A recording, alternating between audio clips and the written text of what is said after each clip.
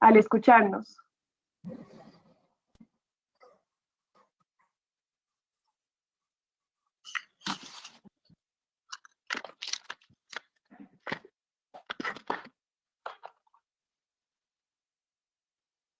Bueno, en tanto se van resolviendo las dificultades de audio de Beatriz, una de nuestras panelistas, voy a presentarles la temática del día de hoy.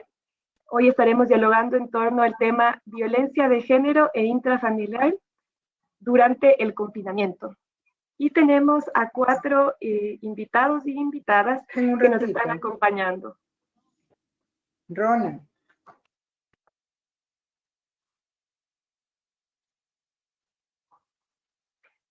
Voy a nombrarles a todas nuestras invitadas y nuestros invitados. Estará con nosotros Beatriz Bordes. Ella es abogada especialista en derechos humanos y es contadora también. Es miembro de la Fundación María Guare y del Consejo Cantonal de Guayaquil. Ha prestado también sus servicios en la Comisaría de la Mujer y la Familia. Nos acompaña también Vicente Torres. Él es abogado especialista en Derecho Público, máster en Derecho Constitucional, secretario ejecutivo del Consejo Cantonal de Protección de Derechos y exmiembro de la Junta Cantonal de Protección de Derechos de Guayaquil.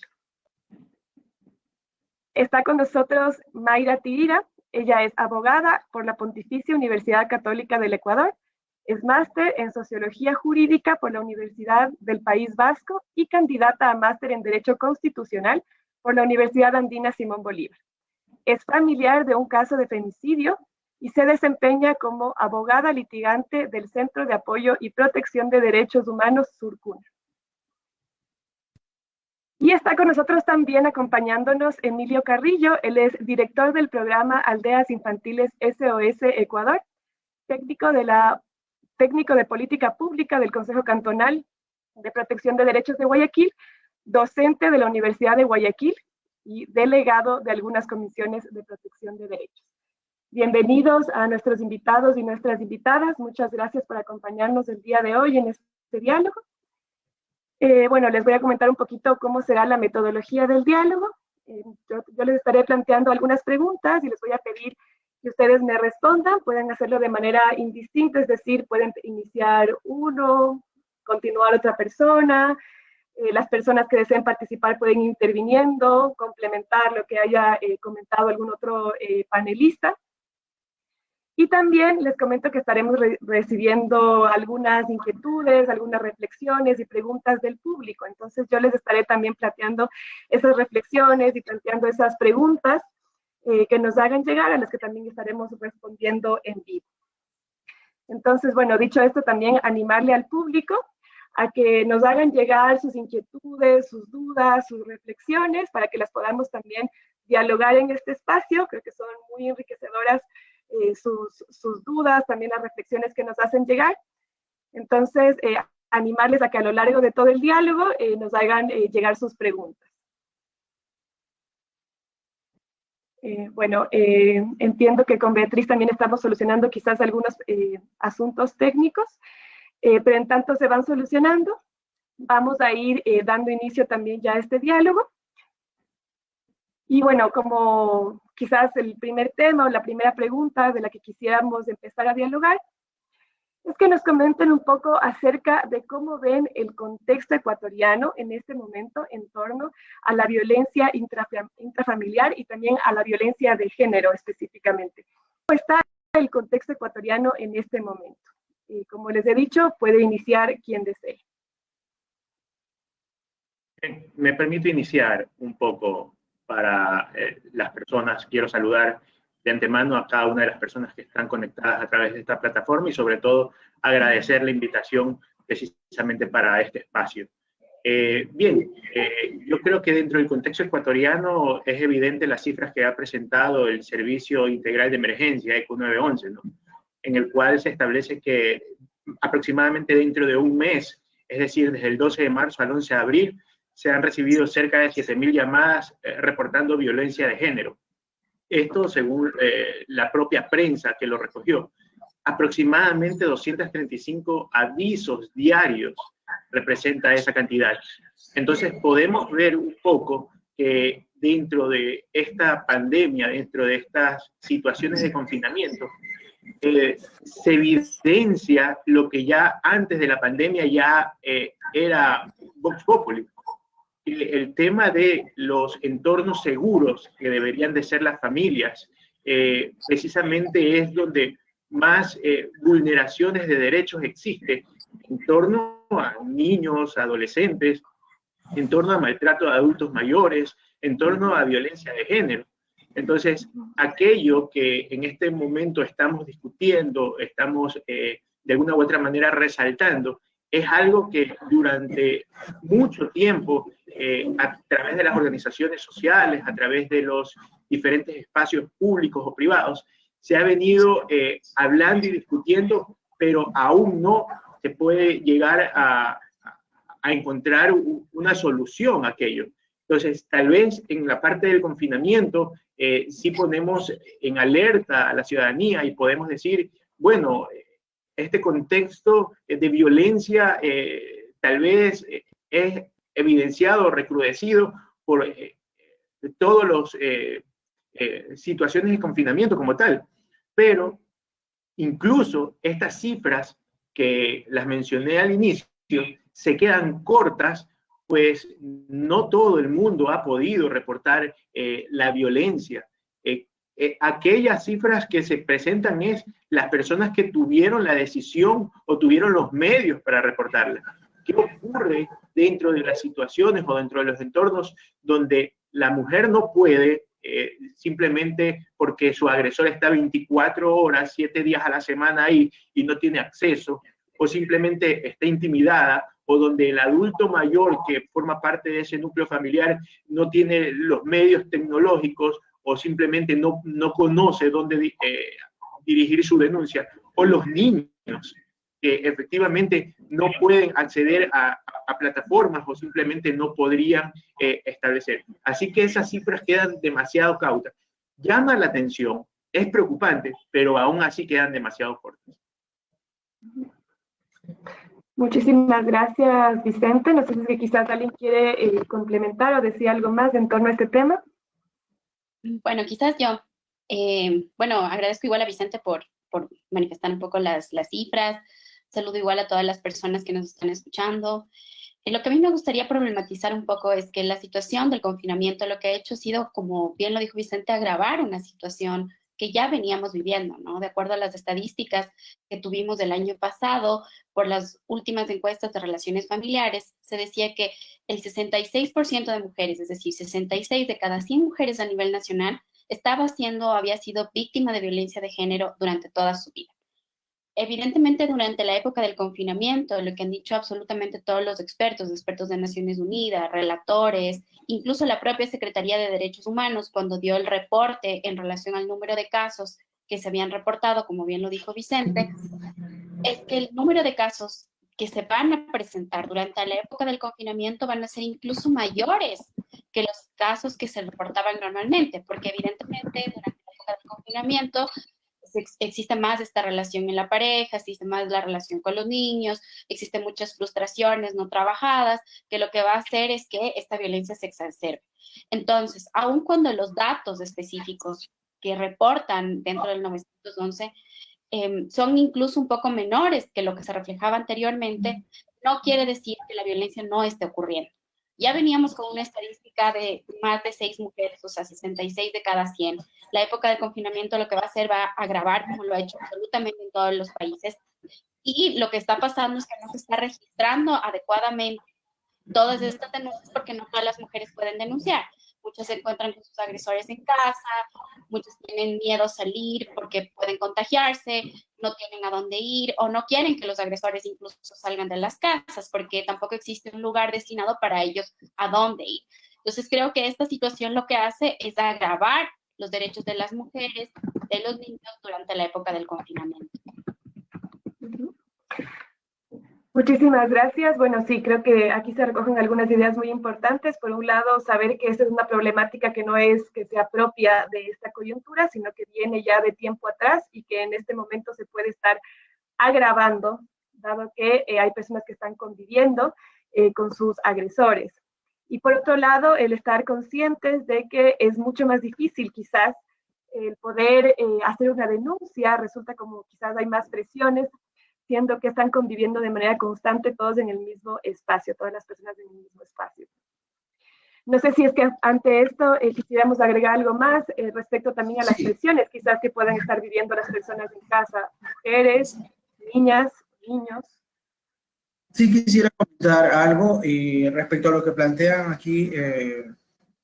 Hay una preocupación, y es que cuando el ECU 911 reporta que existen aproximadamente 8.000 denuncias y que estas no están categorizadas, si se tratan de mujeres, si se tratan de niños, de niñas.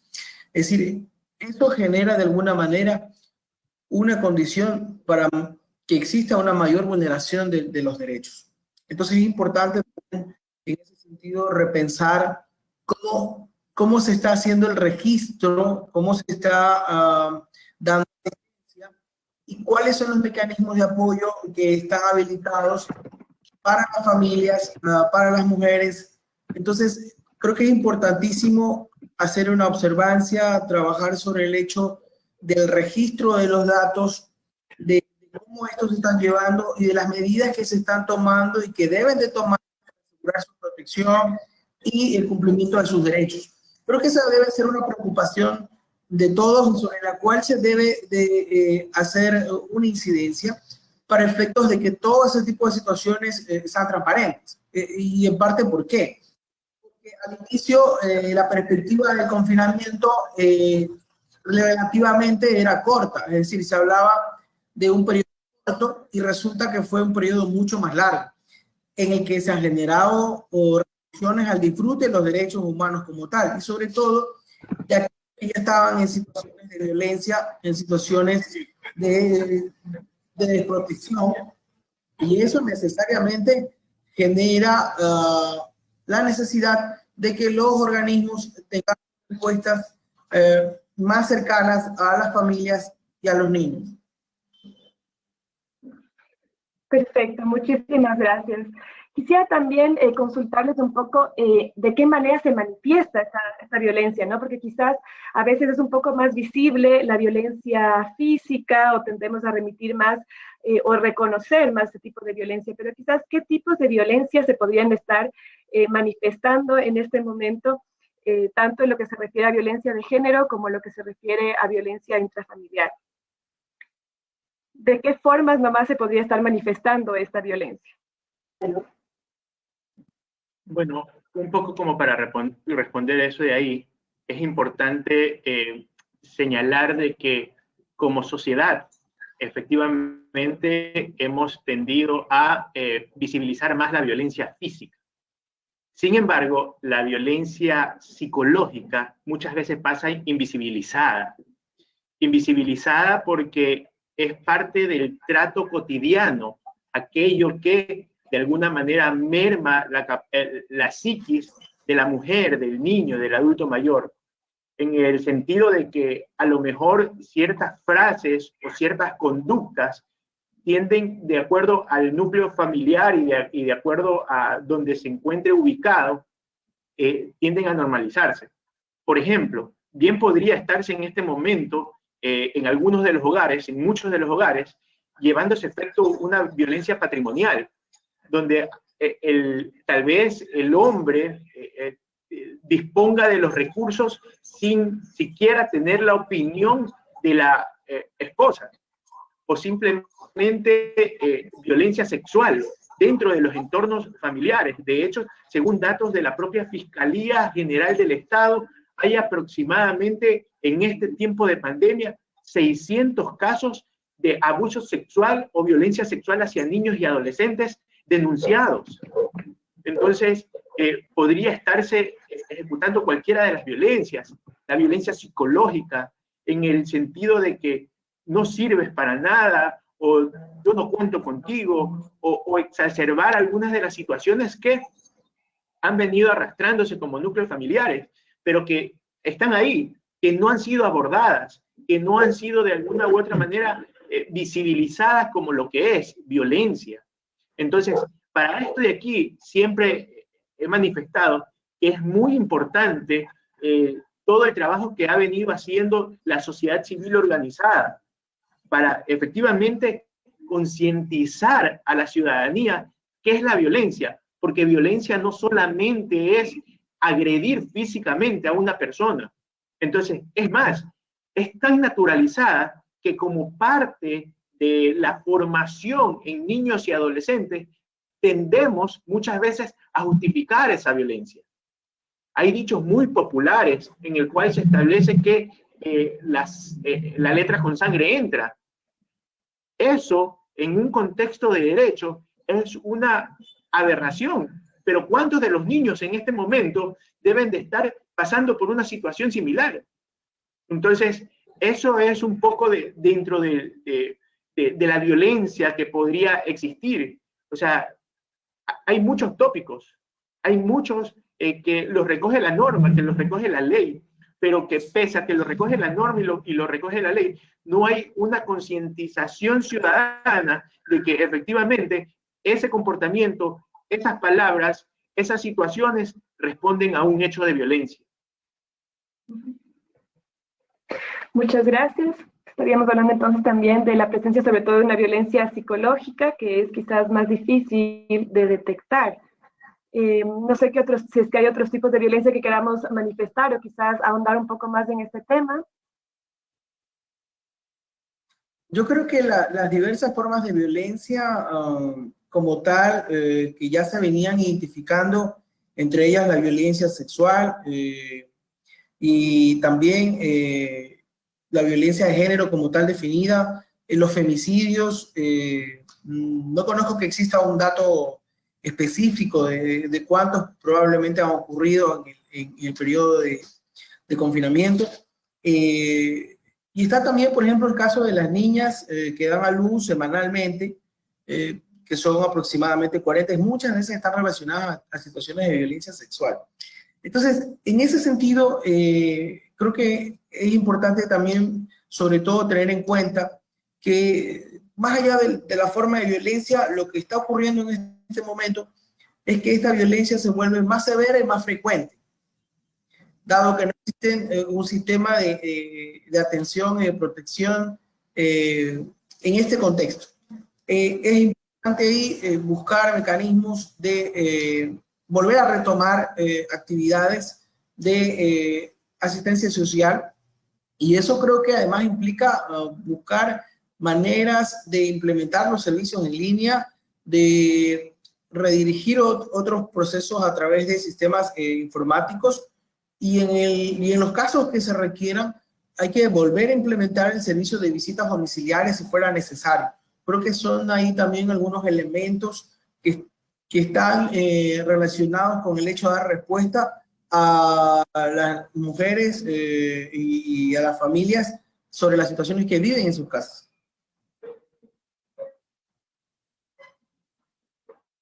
Perfecto, muchísimas gracias. Bueno, tengo aquí una consulta desde el público también. Creo que ya se ha empezado a hablar un poquito también de acciones que podríamos tomar. Aquí justamente la pregunta va un poco en torno a este tema. Nos consultan qué recomendaciones o estrategias pueden tomar las familias, en el caso de, por ejemplo, también educadores y educadoras, que son muchos de quienes están escuchando, pueden dar a las familias para disminuir la violencia de género e intrafamiliar. Bueno, puedo ingresar, ¿no? Sí, te escuchamos muy bien, Beatriz. Bueno, un poco para contexto en relación al tema que estamos tratando. La violencia intrafamiliar en el Ecuador es un asunto muy grave. De cada 10 mujeres, 8 son violentadas en cualquier momento de su vida. Este número todavía no podemos nosotros bajar, todavía no podemos, pese al sinnúmero de leyes, reglamentos, toda esta institucionalidad legal que ya tiene el país. No podemos decir hemos avanzado en un número aceptable de ciudadanos que están comprendiendo que los derechos humanos tienen que ser respetados. Y esta es la lucha que tenemos en este trabajo de prevención que hemos realizado las diferentes instituciones que trabajamos. La mía en especial, que es Fundación María Guare, tiene 30 años trabajando en esto. Y la prevención es el eje principal de nuestro trabajo. Y pese a esto, pese a haber tomado y habernos reunido todas las instituciones trabajando por los derechos humanos, esta violencia hacia la mujer y a la familia, nos queda todavía mucho camino, pero también es el que, cómo educamos también a nuestros hijos. Pese a que en las instituciones, en los lugares hacemos prevención, pero dentro del hogar llega un niño que le dice no puede haber violencia y llegas a tu hogar y hay la violencia.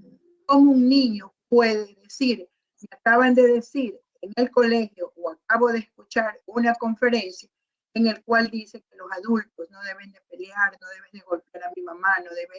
La emisión está comenzando. Todos los asistentes están en modo de solo escucha. Y entonces esta situación que afecta tanto es un comportamiento social que es tan difícil de cambiar y lo hemos visto casualmente en esta pandemia.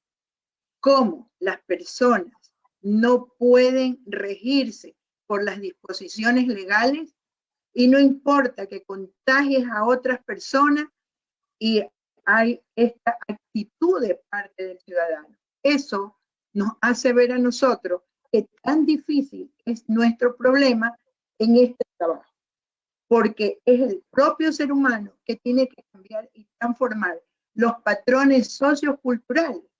Es decir, cómo cambio mi comportamiento en la sociedad para respetar al otro. ¿Qué debo de hacer? ¿Cómo puedo ayudar? Y para eso hemos trabajado tantos años para decirle que el comportamiento no es así, tiene que buscar una ayuda de apoyo psicológico para que de verdad pueda cambiar.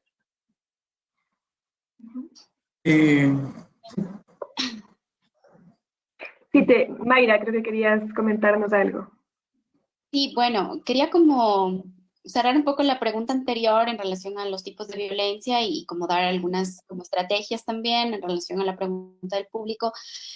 Como bien dijeron las personas que me antecedieron, Vicente y también nuestro compañero, evidentemente, o sea, existen muchos tipos de violencia. Creo que la ley para la prevención y erradicación de violencia contra las mujeres ya ha reconocido varios, principalmente está el físico. Yo creo que los casos, y esto me atrevo a decir también dentro de mi propia creencia, creo que los casos que han reportado las mujeres víctimas de violencia normalmente van a ser los casos de violencia física, porque los casos de violencia física llegan a ser como este culmine, ¿no?, de este ciclo de la violencia. Este ciclo de la violencia que parte desde momentos de tensión, momentos de agresión, después nuevamente este momento de luna de miel y nuevamente la tensión, la agresión y demás. Entonces, cuando ocurre el estallido de la violencia, normalmente termina siendo una violencia física y son los casos que mayormente se denuncian y también son los casos donde también la policía es un poco más efectiva. Es decir, por ejemplo, el 911 llega, la unidad judicial está. Incluso también, por ejemplo, y este caso más fuerte de violencia puede terminar en un femicidio.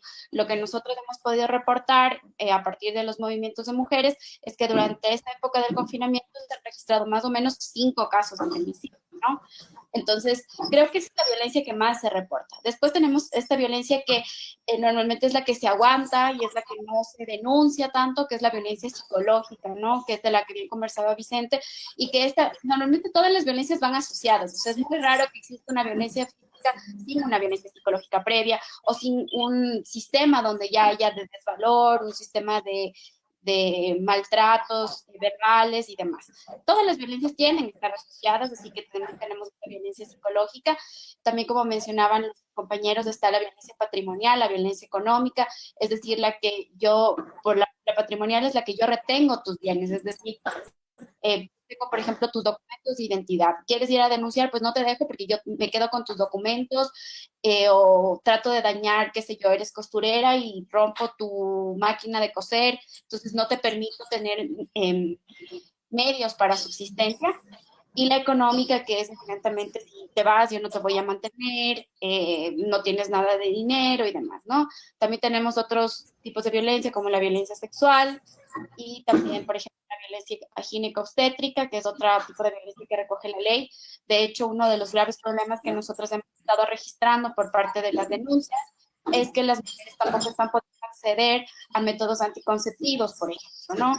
Pues sabemos que estas reducciones del Estado también han afectado sobre la capacidad de poder acceder a métodos, y eso también podría estar asociado a algún tipo de violencia. Creo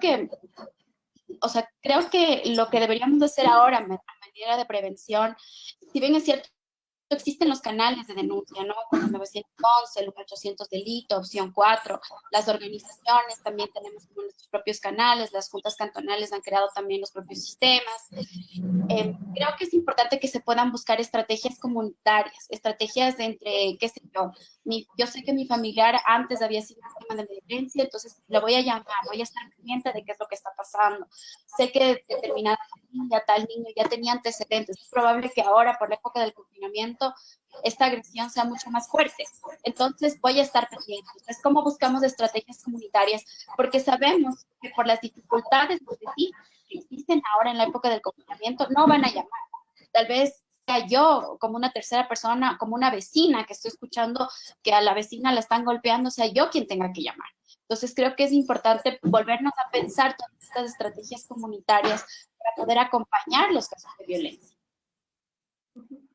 Perfecto, muchísimas gracias. Creo que se ha profundizado también en esta diversidad de tipos de violencia, y creo que también, bueno, quizás llama la atención estar conscientes de que pese a esta gran diversidad de formas de violencia, no solo es una minoría la que se reporta, sino que además casi responde a un tipo de violencia, ¿no? Que tiene que ver con la violencia física, de manera que queda aún más invisibilizadas el resto de violencias, que además probablemente tampoco serían atendidas, ¿no? Quizás por la policía o por otros organismos. Pueden estar también ahí habiendo quizás algunas dificultades, ¿no? En cuanto a la atención a esas otras formas de violencia que existen. Creo que es interesante también reconocer cómo nos podemos ayudar mutuamente frente a esta situación, tomando en consideración lo que ya habíamos manifestado previamente en cuanto a la dificultad para hacer denuncias. No sé si es que alguien más quisiera complementar en cuanto a las estrategias o qué más podríamos hacer para afrontar o para prevenir quizás estas formas de violencia, tanto intrafamiliar como de género.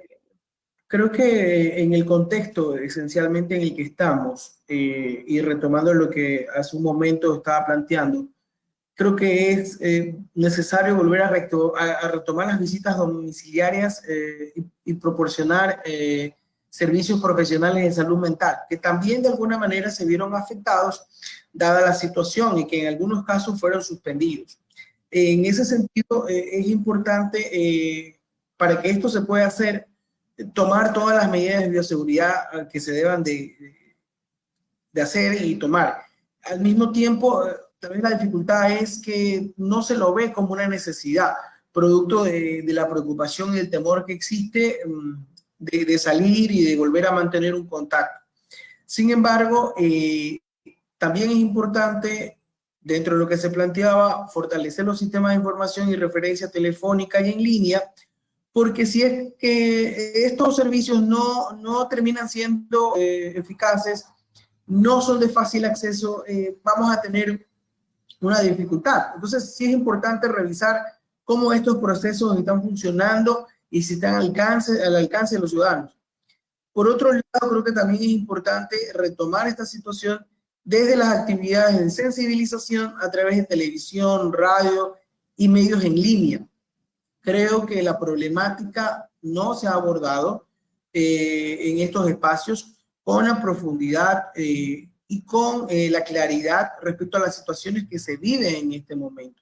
Entonces hay que buscar medios masivos también para llegar a la ciudadanía y seguir aportando a la construcción de una sociedad que se vuelve crítica, que se vuelve denunciante, que no aprueba este tipo de situaciones de violencia contra las mujeres, contra las niñas, y que ocurre lamentablemente en el contexto de la familia. Sí, un poco para profundizar lo que comenta Emilio, lo que comenta Mayra, lo que había manifestado Beatriz. En este momento de confinamiento, probablemente es de trascendencia histórica, donde toda la familia está en la casa, donde en algunos de los hogares comparten la televisión, donde en algunos de los hogares comparten esos espacios a través de la radio o a través de las plataformas virtuales. Era el momento preciso, pese a la pandemia que existe, porque la violencia es considerada una pandemia, de hecho. La violencia es considerada como una pandemia. Y para precisamente abordar esa pandemia, se tuvo que haber de alguna manera establecido todos los mecanismos pertinentes para que a través de estos medios de difusión masiva se pueda sensibilizar todo aquello que representa la violencia, en el ámbito social, en el ámbito económico, en el ámbito jurídico. Entonces, era el momento preciso para que a través del Estado se llegue a sensibilizar, como decía Emilio, a través de incluso los mecanismos sociales que manifestaba Mayra respecto a qué puede hacer la sociedad cuando conoce un tema de violencia. No dejar sola a la persona que tenía antecedentes de violencia. ¿Cuáles son los organismos que tienen que atender la violencia?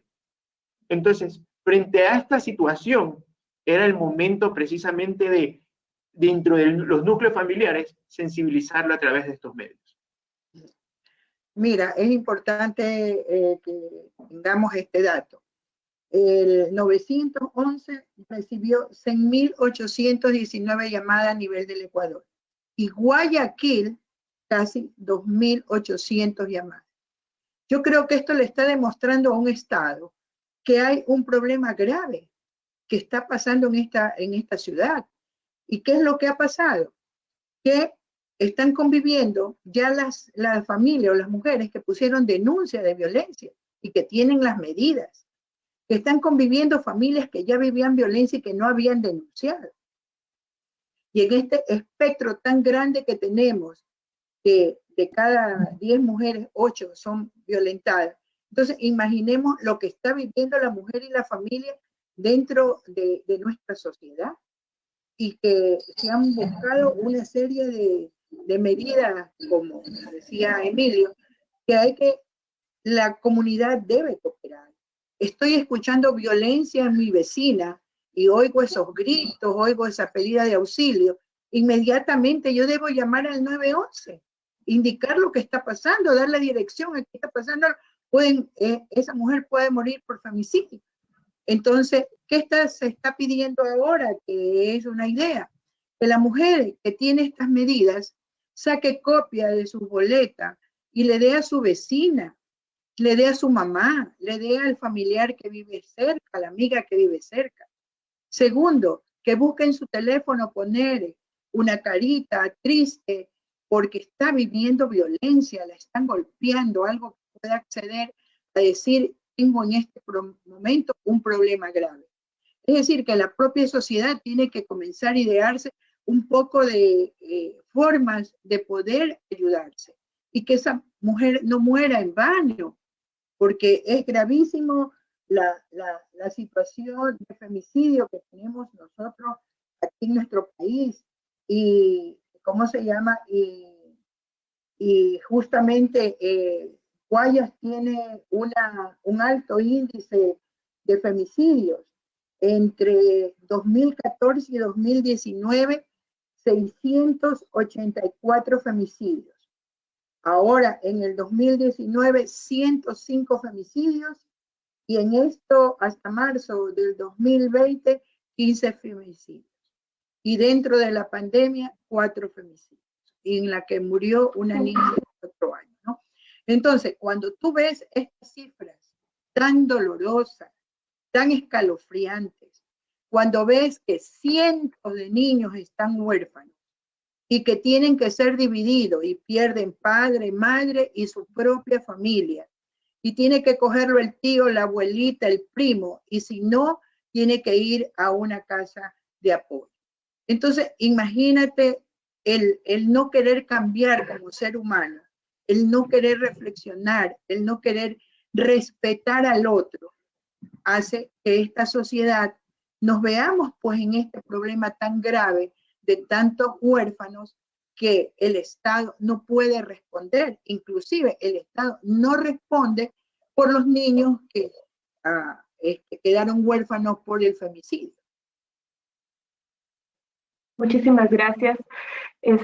Bueno, creo que aquí también resulta pertinente, hablando del tema de las denuncias, hacerles llegar un comentario del público que nos comentan que lo siguiente, ¿no? Dice, es necesario que las autoridades eviten tanto protocolo y rutas inoperantes para actuar a tiempo. Otra es que la policía llega y comienza preguntando a la víctima delante de su victimario cómo pretenden que hable o denuncie si es que está intimidada.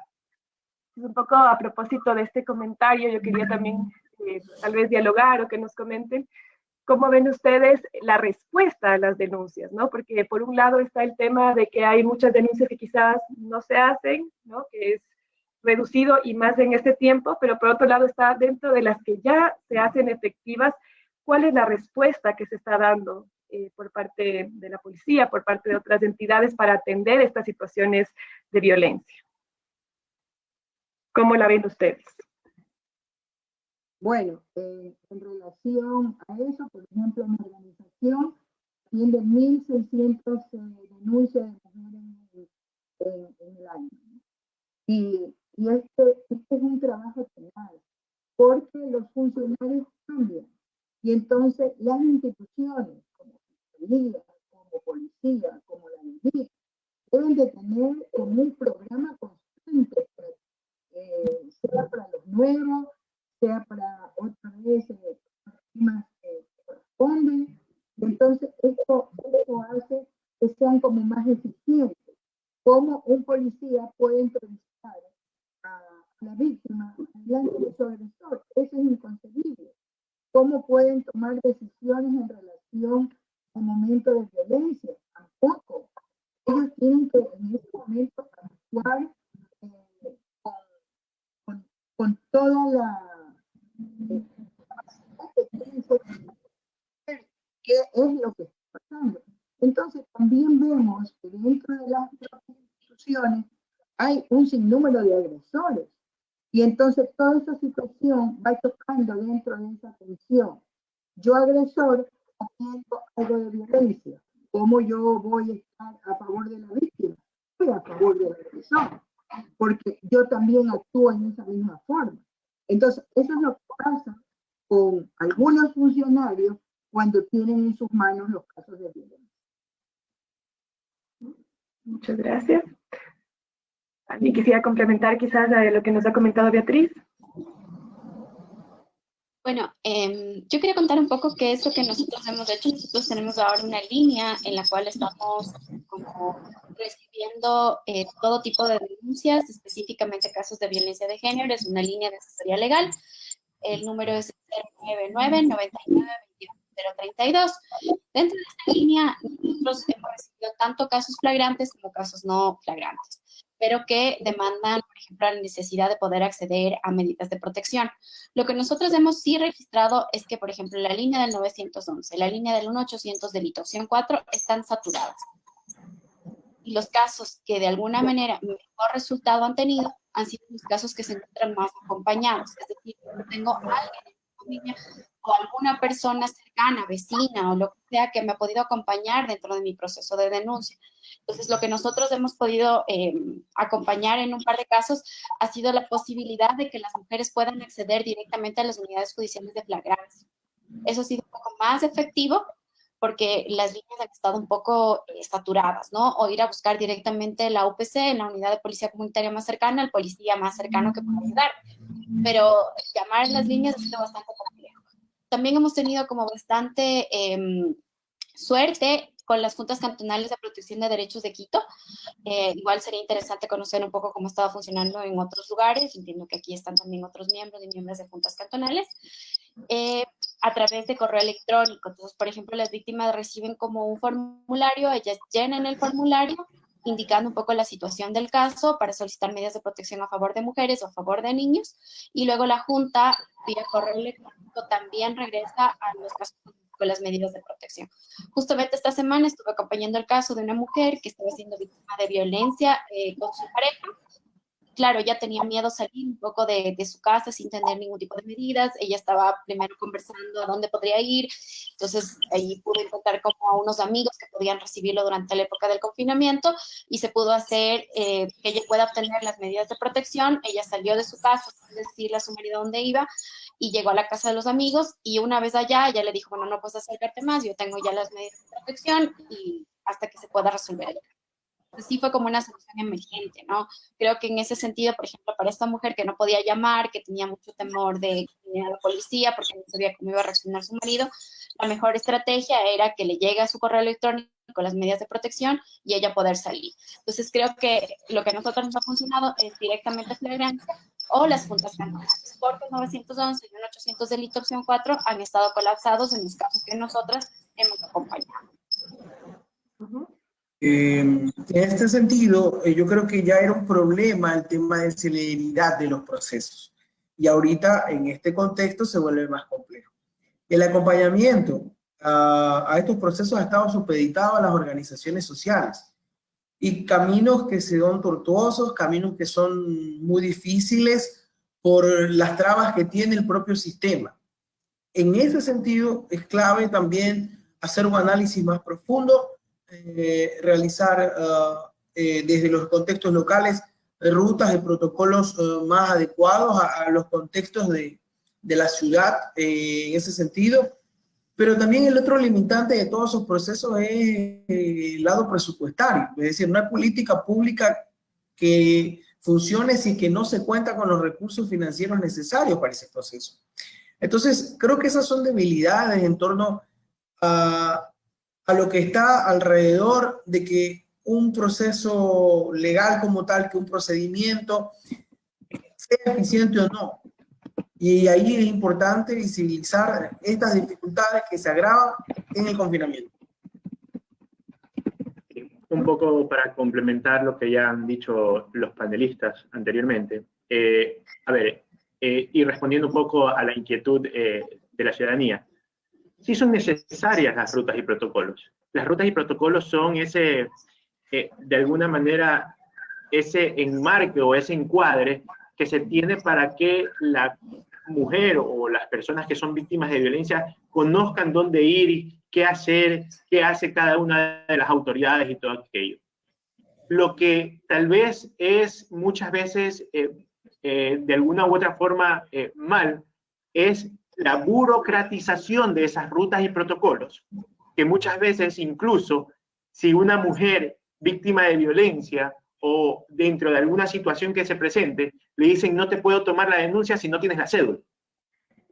La ruta y protocolo está ahí y sirve porque la mujer sabe dónde acudir y qué esperar de cada una de las autoridades. La burocratización por la falta de sensibilización, como lo decía Beatriz, es lo que merma un poco las capacidades que tienen estas rutas y protocolos para llegar a un buen término. Eso por una parte. Lo que mencionaba Emilio tiene razón. Es decir, antes ya de la pandemia ocurría una situación donde los procesos judiciales eran sumamente lentos. Y justicia que es lenta no es justicia. Entonces, ante esas situaciones que se presentaban, donde la tutela judicial efectiva del Estado era ineficiente, ¿verdad? Quedaba ese sinsabor dentro de los usuarios del sistema en el cual decía, bueno, ¿para qué voy a denunciar si nunca se va a llegar a un término? No me voy a sentir protegida, el Estado no me da la protección, pero eso es por el componente presupuestario que mencionaba Emilio, y solamente para hacer una reflexión. La Ley Orgánica para Prevenir y Erradicar la Violencia, que surge como una necesidad ante esta pandemia, ante estas situaciones de violencia de género, nace con un presupuesto de 22 millones de dólares. A la fecha se ejecuta con un presupuesto de 5 millones de dólares. El famoso recorte presupuestario, donde todo el mundo dice, hay que de alguna manera cortar el gasto corriente. Y cuando yo escucho esas ideas, entre comillas, geniales, yo le digo, ¿a qué vas a recortar? ¿A los psicólogos? ¿A los médicos? ¿A la atención de víctimas de violencia? Porque ese es el gasto corriente, pues el que se hace en referencia. O sea, si queremos tener un sistema de protección operativo, eficiente, eficaz, tienes que asignársele los recursos pertinentes. Es la única manera. Claro, hay otros componentes como la sensibilización, hay otros componentes como el trabajo que vienen haciendo durante años instituciones como la Fundación María Juárez, como otras instituciones que atienden víctimas de violencia, que les dan la asesoría, que les dan el acompañamiento. Correcto, sí, pero de buena voluntad está empedrado el camino al infierno, también dice.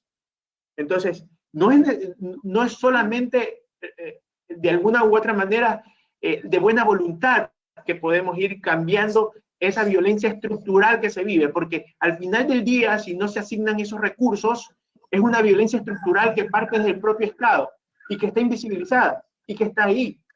Entonces, sí es un poco en el tema. Como juntas cantonales de protección de derechos, y en esto quiero un poco reforzar lo que dice Mayra, sí, en Guayaquil, la Junta Cantonal de Protección de Derechos ha estado operativa desde la semana, efectivamente, que se declaró el estado de emergencia a través del decreto ejecutivo 1017. Hemos entregado medidas de protección y un poco la dinámica del protocolo, y vuelvo a hacer énfasis del protocolo porque los protocolos son útiles, es que se recibe la denuncia por parte de la usuaria a través de un correo electrónico. El secretario legal de la Junta efectivamente lo pone en disposición de los miembros de Junta. En el mismo día se otorgan las medidas de protección que son notificadas al Departamento de Violencia Intrafamiliar de la Policía Nacional con la finalidad de que dé lectura a esas medidas de protección y en caso de ser pertinente o sacar al agresor o sacar a la víctima del entorno como tal. Porque en este momento no hay medias tintas. No es solamente quiero la boleta de auxilio, porque probablemente ese sea un detonante para que en la noche esa mujer pueda perder la vida. Entonces, nos hemos ajustado a las realidades. Incluso hay una resolución del propio Consejo de la Corte Nacional de Justicia, en el cual incluso se suspenden los plazos, porque la ley para prevenir y erradicar la violencia contra las mujeres dice, ok, tenencias políticas o juntas cantonales emitan las medidas de protección de manera emergente. Nosotros teníamos que enviarlas a los jueces para que sean ratificadas. En este momento están suspendidos los plazos. De tal manera que todas las juntas y tenencias políticas del país pueden actuar bajo esas consideraciones, emitir las medidas de protección y tener una mujer o un entorno familiar ya resguardado con esas medidas. Muchísimas gracias. Creo que, bueno, dentro de todo lo que también se ha conversado, entra ese tema de la ciudadanía como tal, el tema de demandar quizás justamente protección por parte del Estado, que va directamente de la mano, como bien comentaban, con el tema del presupuesto, ¿no? Creo que parte de lo que puede hacer la ciudadanía es también tener esa exigencia hacia el Estado en este caso, ¿no? Además de, bueno, saber que existen otras organizaciones que también, como bien se ha mencionado, están a disposición de la ciudadanía y están ayudando a los casos en los que se presenta violencia tanto intrafamiliar como violencia de género, que, digamos, estarían actuando adicionalmente a esta acción que hace el Estado, que, como se ha dicho también, está colapsada. Quizás es importante también dialogar o dar luces a las personas respecto a cómo detectar casos de violencia intrafamiliar, por ejemplo, en el caso de que sea un niño, una niña, puede ser un adolescente, también una persona de la tercera edad. ¿Cómo podemos, qué luces, qué señales, qué actitudes, cuáles son esas señales que nos pueden decir que esa persona que está dentro de mi familia puede estar sufriendo violencia sin que lo manifieste de una manera directa? ¿Cómo podría quizás intuirlo? No sé si es que tal vez nos puedan dar luces con respecto a eso. Bueno, de parte del aporte de la experiencia y el trabajo que venimos realizando, la persona que está sufriendo violencia cambia su forma de ser. Si es niño, se vuelve triste o hace lo contrario, comienza a tener actitudes agresivas, groseras. Y el comportamiento cambia, pero a veces la propia familia, por estar en tantas actividades y estar en lo propio, deja muchas veces de ver a su familia. Y eso no observa. Y eso les digo porque nos entró un caso recién por violación. El propio padre, estando sus hermanitos cerca, y la mamá en la cocina, violaba a su hija viendo la televisión. Entonces, tú te quedas, pero ¿qué pasó? ¿Cómo puede suceder una cosa como esa? Que el propio padre y adelante de la propia familia hacer un acto como este, tú mismo como sorprendida de esta actitud miserable de un ser humano. La niña 9 años. Y como la niña no había, con la mamá se conversó, y la niña no había actuado, seguía alegre, seguía actuando bien. Dice, yo soy psicóloga, y yo no detecté en ningún momento a mi hija nada. El padre la reta por algo que hizo, y entonces con eso la niña se le enfrenta y le dice, tú me estás usando. La madre al escuchar eso, ahí es que coge y habla con él. ¿Qué pasa? ¿Por qué te está usando tu padre? Y ahí le confiesa todo lo que le hace. Y ahorita me lo acaba de hacer ahí sentado. Imagínense. Entonces, inmediatamente él cogió, salió corriendo de la casa, sabiendo lo que había cometido y lo que había hecho. Entonces piensan que los niños pueden ser utilizados por estos adultos es de mi propiedad, es mi hijo, y yo con él puedo hacer lo que quiera. Entonces, este tipo de personas es un agravante en la vida, porque este hogar se destruye y a él el Estado debería de exigirle so pena de cárcel por muchos años si él no va a un tratamiento psicológico. Porque si no, este hombre vuelve a formar un hogar y hace lo mismo, vuelve y hace lo mismo. Y aquí tenemos un número de personas que en la vida van dañando a los seres humanos, como son los niños, que luego esos niños de adultos serán pésimos ciudadanos, pésimos padres, e inclusive llevarán y formarán ellos en su mente situaciones graves de comportamiento. Entonces, en un país cuando se reciben al año 66.500 denuncias, el 38% físico, el 56% psicológico y el 32% sexual.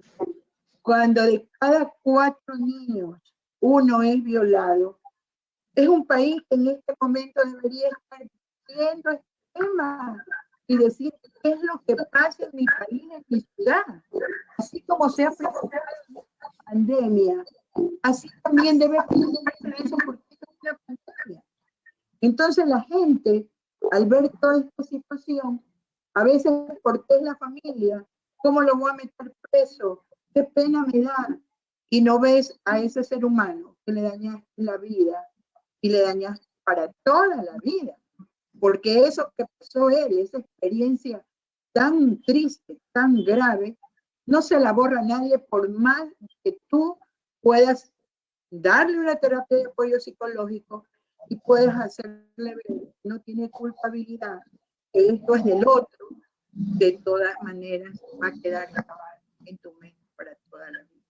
Entonces, eso es que debe preocuparte. Cuando en un país a la mitad de la población no luchas porque se le respeten esos derechos humanos, ¿de qué país estamos hablando?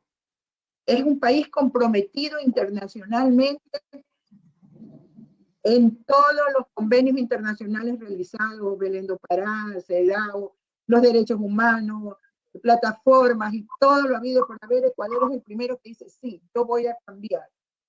Mi país tiene que cambiar. Los conceptos, la sociedad que tenemos, patriarcal, machista, vamos a cambiar. Vamos a hacer que el 50% de la población sean responsables de derechos humanos.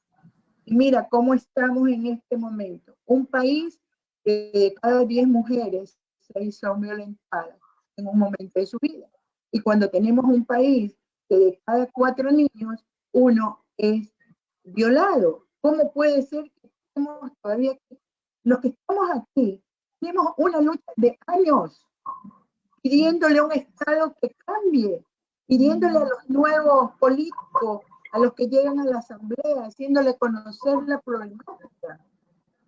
Pero si hubiera más conciencia, ya nosotros tuviéramos esta cifra, no de 6, sino de 3, de 2. Entonces estuviésemos un poco más satisfechos de este gran trabajo que venimos haciendo y diciendo nuestra sociedad de verdad está cambiando. Nuestra sociedad va hacia el respeto de los derechos humanos de las mujeres y los niños.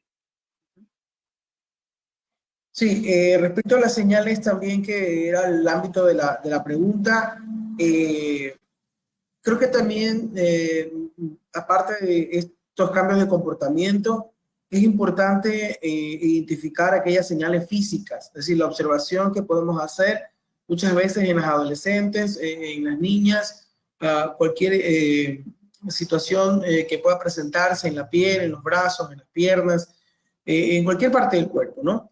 Y también hay que tratar de identificar cómo van cambiando en los relacionamientos con esta persona que pudiera ser el agresor, porque tienden a ser distintos. Muchas veces las niñas o los niños refieren no querer estar a solas o no querer estar con otras personas y no comprendemos o no preguntamos porque simplemente nos obligamos, ¿ya? En ese sentido también es importante que cuando nosotros veamos que un comportamiento se pueda volver más agresivo desde el agresor por alguna cosa, pudiera haber otra situación ahí detrás. Entonces hay que preguntar, hay que construir confianza con la niña, con la adolescente, para poder saber qué está pasando. Y sobre todo hay que también poner la atención, en algunos casos ya se producen autolesiones, es decir, comportamientos autolesivos. Y ahí también es importante verificar qué pasó. Pero si no se ha construido desde que es pequeño con el niño una relación de comunicación y de confianza, va a ser mucho más difícil poder acceder a que el niño, la niña, el adolescente pida ayuda. Y eso también ocurre cuando ya la persona es adulta. O sea, si de niño no recibes la ayuda que necesitas, de adulto vas a pensar que ya eres grande y que probablemente no te la van a dar. Además que por el otro lado, si es que las sanciones no se dan, las sanciones no se ejecutan, hay un mensaje detrás de eso. Es decir, que se puede actuar porque no pasa nada desde la persona, ¿no? Entonces es importante visibilizar estas cuestiones que muchas veces no están escritas, que están ahí y que son parte de ese constructo subjetivo, social, en el cual también muchas veces influye en la forma de los operadores, tanto de policía, de justicia y de cualquier otra institución, de cómo abordan a las personas que están involucradas en una situación de vulneración de sus derechos o de violencia como tal. Por eso la manera inadecuada a veces de preguntarle si es verdad lo que está diciendo, de exponerla ante la víctima, y es porque subjetivamente lo vemos como normal, probablemente no comprendemos ni estamos sensibilizados a la situación que se está dando. Y es importante revisar esa situación también. Sí, Emilio acaba de manifestar algo muy, muy certero, algo que es la piedra angular de esto de acá, y es precisamente el diálogo como la clave de la prevención, el diálogo como el abordaje que tiene la persona protectora de ese niño, de esa niña, de ese adolescente, de esa mujer, porque incluso en temas de violencia de género, esta persona debe de alguna manera tener la confianza en alguien para, a través de esa confianza depositada, decir, me pasa esto, me ocurre aquello. Pero desde la construcción, esto es una construcción que viene desde pequeño, desde que son niños. Efectivamente, que ellos se reconozcan como sujetos de derechos, que ellos se reconozcan de que efectivamente nadie puede agredirlos, que no es parte de la formación el pegarles o el mermar su psiquis. Entonces, eso es ir apuntalando una buena salud mental y apuntalando también una autoestima de ese niño, de ese adolescente, de tal manera que cuando ocurra algo, por alguna situación, no solamente de violencia, sino que cuando ocurra algo, tenga en quien depositar esa pregunta, esa opinión, esa situación a la cual está afrontando. En un tema de violencia, sí, efectivamente, demostrarles de que efectivamente nadie puede transgredir su integridad, de que no existen secretos de personas, que no existe no le digas a tu papá porque no te va a creer, o no le digas a tu familiar que está cuidándote porque es entre él y yo. Entonces, esa persona de confianza es trascendental.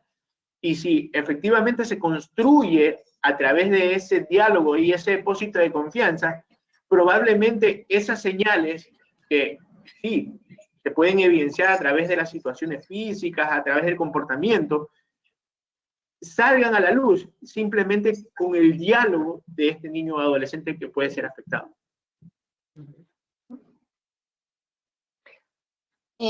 Sumando también un poco lo que mencionaba, me parece es muy relevante lo que mencionaba Vicente y lo que mencionaban también las demás panelistas en relación al diálogo. Yo creo que, por ejemplo, esta época del confinamiento es un momento muy importante como para que las familias puedan sentarse a dialogar sobre todos los problemas que estamos enfrentando, ¿no? Creo que normalmente es muy difícil encontrar estos momentos de encontrarnos en familia y creo que ahora es precisamente esa oportunidad.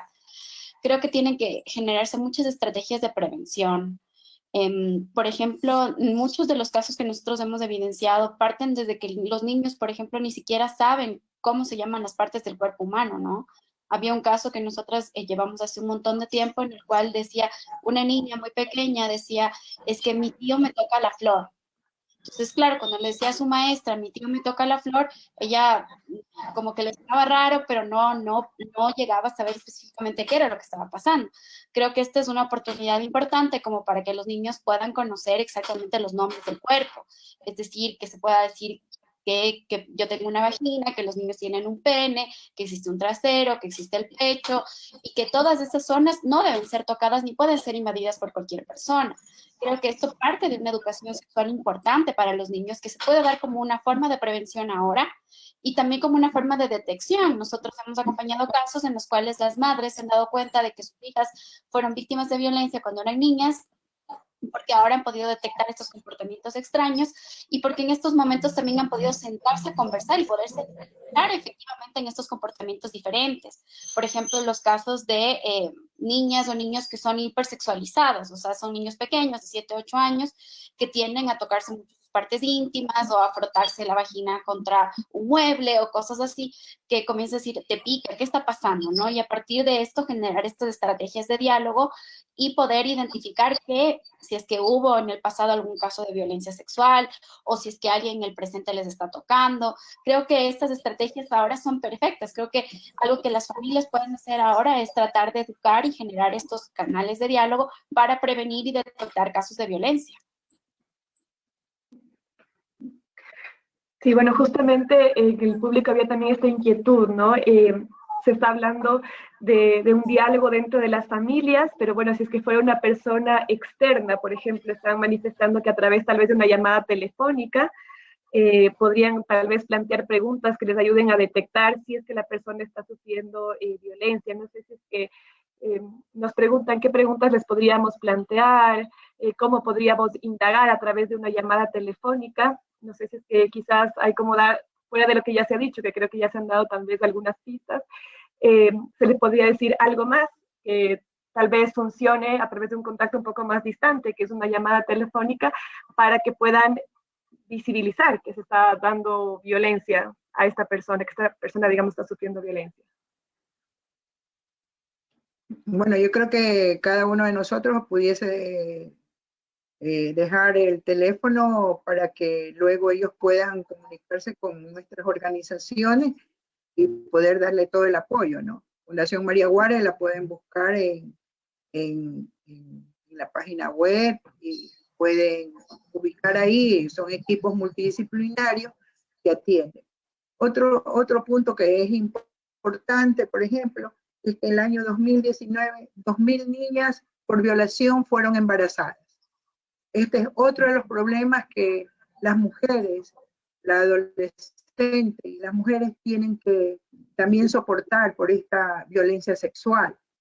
Y vemos niñas desde los 9 años, hemos tenido como 6 casos el año 2019 que nos ha tocado ver, y es tan doloroso ver esta situación de ver niñas, inclusive, que quien ya es el padre ya ha sido como la tercera persona que ha violado a la niña.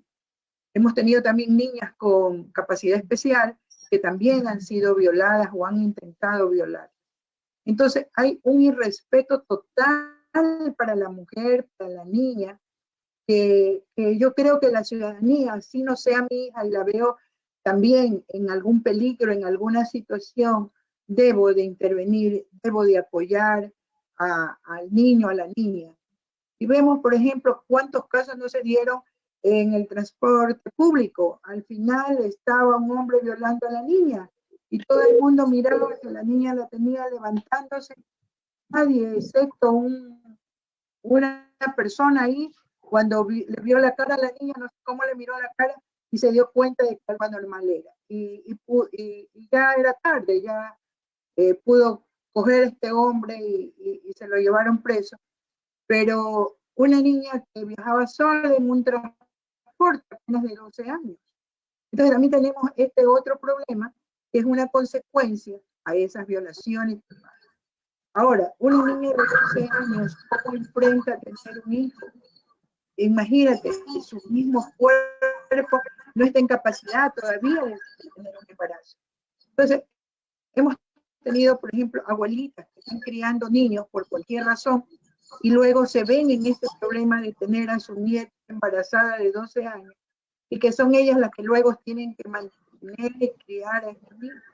Inclusive van porque la propia niña maltrata a su hijo, porque llora mucho, porque lo sacude, porque lo ve que tiene una enfermedad y no sabe qué hacer. ¿Cómo le puedes pedir a la niña de 12 años que vea que el niño está enfermo?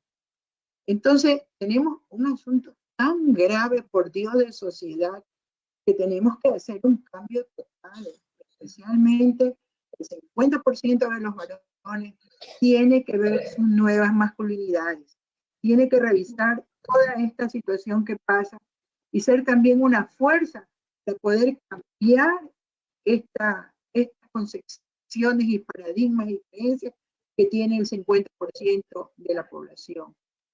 Entonces es un trabajo que nos toca arduo y que no podemos dejarlo a un lado porque tienen que las nuevas generaciones entrar a conocer el problema y a poner el hombro para salir adelante. Y más que nada en este momento, coger a la autoridad y hacerle ver esta situación que se está viviendo. Decirle todo esto que pasa y especialmente a los candidatos, ahora que vienen elecciones, viene un nuevo presidente, una nueva asamblea, concienciar, porque eso es lo que nos toca. Cada vez que vienen nuevas autoridades, ir concienciando a los nuevos para que vean esta problemática que tienen.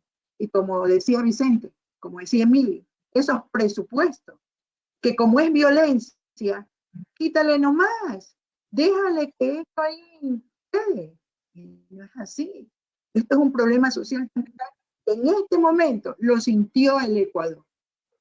Las personas no hacen caso ni de la ley ni de las órdenes que deben cumplir para mejorar un país. Hay otro elemento más dentro de que no lo habíamos tocado y que no sé si está más adelante también dentro del diálogo, pero el tema de la violencia de género también ocurre dentro de las redes sociales y esencialmente el acoso, ¿no? Sí. Entonces es importante también pensar, dado que en este contexto las familias y los niños pasan mucho tiempo en las redes sociales, en los procesos de educación se van a llevar a través de medios digitales probablemente. Es importante repensar estrategias desde la familia y recomendaciones para asegurar que ya la tasa que es elevada de este tipo de delitos no aumente significativamente, porque alrededor de esto hay delincuencia organizada que se encarga de captar adolescentes, niñas, para temas de abuso sexual, violencia sexual y sobre todo la experiencia que deja un acoso sexual. Yo quisiera complementar un poco más, o más bien sumarme a la preocupación de Beatriz, y yo sostengo aquí. Hemos vivido engañados pensando que Ecuador es una isla de paz, que es una sociedad de paz. Siempre hemos vivido engañados con ese precepto. ¿Y por qué lo menciono? Porque si bien estamos hablando en este momento de maltrato hacia la niñez y adolescencia, que de acuerdo al propio, a los propios relatores de la Convención de los Derechos del Niño, a la Comisión de la Convención de los Derechos del Niño, aproximadamente 7 de cada 10 niños han manifestado que han vivido maltrato dentro de sus entornos, de sus familias o dentro de los entornos educativos. La cifra que exponía Beatriz, 8 de cada 10 mujeres en algún momento de su vida han sufrido violencia. Pero si extendemos el abanico más allá a otros grupos o a otros elementos, por ejemplo, la violencia contra los animales, la violencia contra los adultos mayores, la tasa de homicidio que no está por debajo de la media regional y que en algún momento incluso superaba esa media regional. Las situaciones que se presentan en la calle cuando, lo que mencionaba Beatriz era muy cierto, cuando la sociedad ni siquiera tiene un sentido de reconocimiento de autoridad, cuando le tiran una gata a la gente de tránsito o le caen en ese mismo momento a puñetes, producto de una serie de situaciones que se han venido presentando y que ese ciudadano jamás ha sido abordado de manera profesional. Entonces, podemos con estas situaciones ver que la salud mental del ecuatoriano está en rojo. Y tranquilamente, en algún momento, si es que se tomase en serio estas situaciones de la violencia, se debería declarar en emergencia la salud mental del ecuatoriano. Porque hay muchas situaciones que se agobian o los agobian. El estrés, la falta de recursos económicos, las situaciones de los entornos en donde viven, el alcohol. Somos uno de los países con mayor ingesta de alcohol dentro de la región. Entonces, todos esos componentes, droga, todos esos componentes son un caldo de cultivo para de alguna manera ir armando una bomba social que es la que tenemos las cifras. Entonces, sí es preocupante, sí es una situación que debe ser considerada no solamente en papeles, sino dentro de la ejecución de la política pública como una pandemia. La violencia es eso, porque es estructuralmente la sociedad que estamos formando para más adelante. Ya estamos viviendo en los efectos, por supuesto, pero ¿cuál es el legado o cuáles son las soluciones que vamos a dejar más adelante para las futuras generaciones? El tema de las nuevas masculinidades es un tema que muchas veces incluso fue hasta criticado por quienes no tienen en claro el concepto de lo que representan nuevas masculinidades o masculinidades positivas, porque muchos incluso quisieron parafrasear aquello en una situación de género. Entonces, es un poco como sociedad ir haciendo conciencia real de lo que estamos atravesando y qué es lo que más adelante queremos, o por lo menos ir corrigiendo para más adelante dejar el legado a los próximos ciudadanos. Muchas gracias. No sé si es que tal vez, bueno, ya que se ha sacado también el tema de las nuevas masculinidades, quizás aclarar un poco a qué hacen referencia y también cómo esto tiene que ver quizás con la prevención, ¿no? Que estamos hablando también de prevenir. Entonces, quizás cómo esto puede ir en línea de esta prevención de la violencia de género, de la violencia intrafamiliar de la que estamos hablando. Sí, por supuesto. De hecho, hacía referencia porque dentro de una transitoria de la Ley Orgánica para prevenir y erradicar la violencia contra las mujeres, dentro de la transitoria del reglamento respectivo, el presidente en ese reglamento hablaba de las nuevas masculinidades. Muchos tergiversaron el término, tanto así que tuvieron que recular aquella situación y obviamente redactándolo en masculinidades positivas. ¿Qué son las masculinidades positivas? No es otra cosa que efectivamente decirle a los niños, a los ciudadanos, que tanto hombres como mujeres tienen los mismos derechos, que tanto hombres como mujeres que no se pueden casillar tal o cual actividad para un hombre o para una mujer.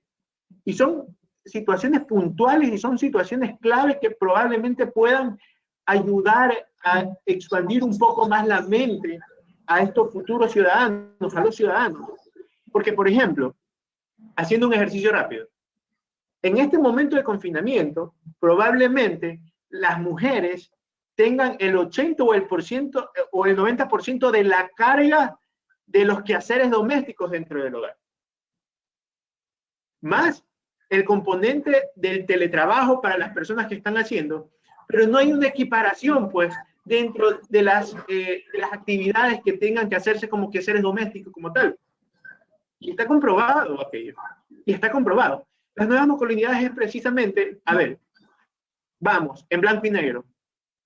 Yo tengo que hacer esto porque soy ser humano. Esa persona tiene que hacer esto porque es ser humano como tal. No porque el rol, porque es mujer o porque es hombre. El hombre no ayuda en el hogar. El hombre colabora dentro de los cánones normales dentro del hogar. Porque es parte del hogar, pues. No es que está ayudando, no es que es un trabajo que hay que decirle muchas gracias, pues no. Es un trabajo de que le corresponde porque es parte y fundamental de ese núcleo familiar, pues, como tal. No es que a las niñas le corresponde servir al hermano. No es que el hermano o un hombre se deba de sentir mal porque una mujer gana más que él. Porque es por mérito de capacidades y no por mérito de géneros, aquello. Esas son las masculinidades que no era otra cosa que aquello.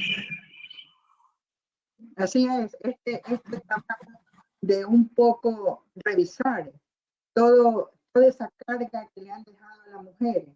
La mujer trabaja, y digo a todo nivel, porque hemos trabajado con los grupos del movimiento Mujeres y estas mujeres manifestaban. Mire, yo me levanto 3 de la mañana, me pongo a lavar ropa a las 4, de ahí pongo el desayuno, del desayuno ya levanto el almuerzo para dejar avanzar y que la hijita mayorcita, ella venga a calentar y dejo todo hecho. Y ella corre a trabajar, por ejemplo, cuando es empleada doméstica.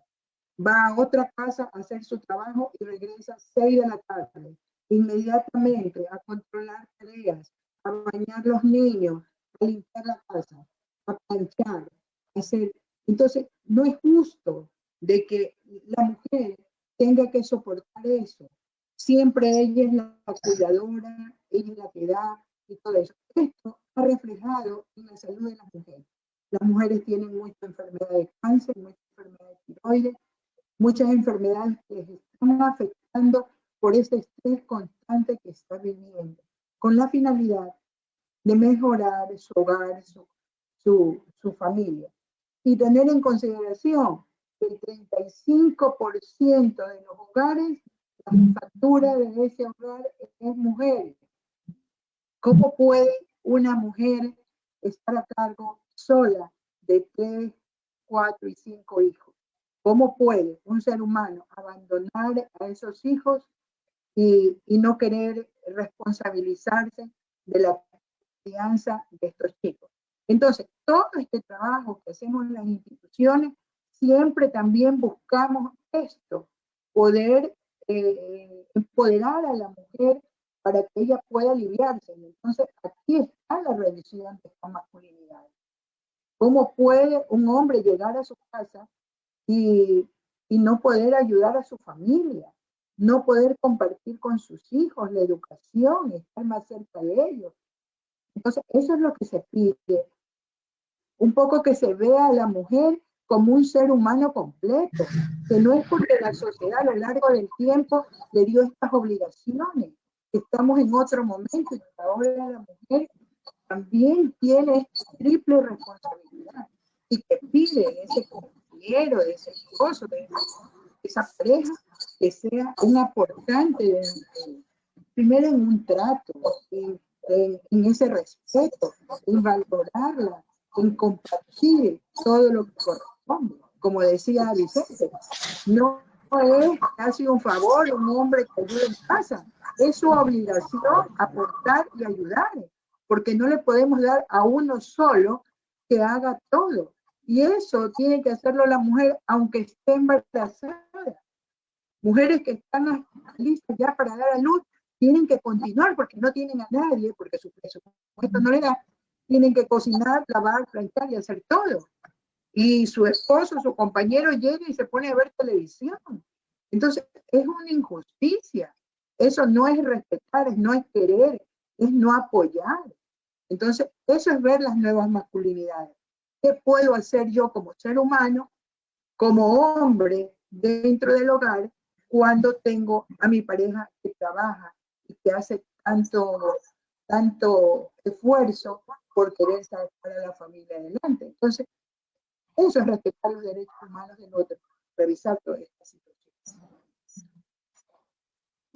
Bueno, yo también quería como sumar un poco lo que ya han mencionado como mis colegas en el panel.